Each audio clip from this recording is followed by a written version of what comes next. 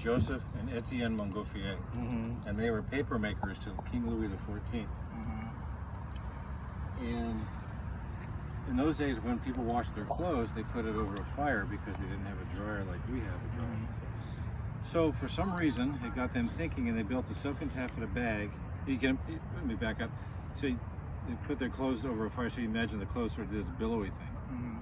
So they thought, well, that's interesting. So for some reason, they built a little silk and taffeta bag, put it over the fire, and it climbed up the chimney. So the bags got bigger and bigger and bigger. And then on September 19, 1783, just outside of Versailles, they put a rooster, a duck, a sheep in a cage, tied it to a balloon, and off it went. Yeah. And from what I read, like 100,000 people came out to see this because nobody had ever seen anything like this before. So now it's time to send a man into space. So King Louis says, well, let's send a couple of criminals. If they die, they die. If they survive, we'll grant them clemency. Well, there was a guy by the name of Pilatre de Rosier.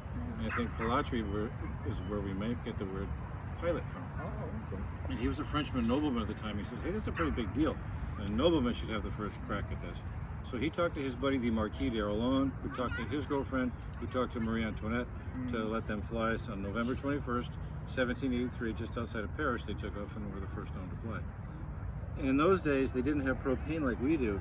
So they would build a fire in what's called a brazier. It's just basically a big pan. But they thought it was the smoke that made the balloon rise because they could see the smoke. They didn't realize it was actually the heat. So they would put in a straw and wool and meat, just the smokier, nastier, the better. So now guys are dropping out of the French countryside in these stinking, billowing balloons, and the peasants had never seen anything like this before. So they would go out and attack their balloons because they thought they were demons dropping out of the sky. So being good Frenchmen, they would carry a bottle of champagne with them as a peace offering. Says, thank you for letting me land on your property. Please don't kill my balloon. It's very expensive. And so that's where the champagne started. So Jim's going to pour. Jim said they would lower it on a rope before they landed. Is that right? Yeah, that's Everybody tells a story like that. it has been a couple of years since it happened. So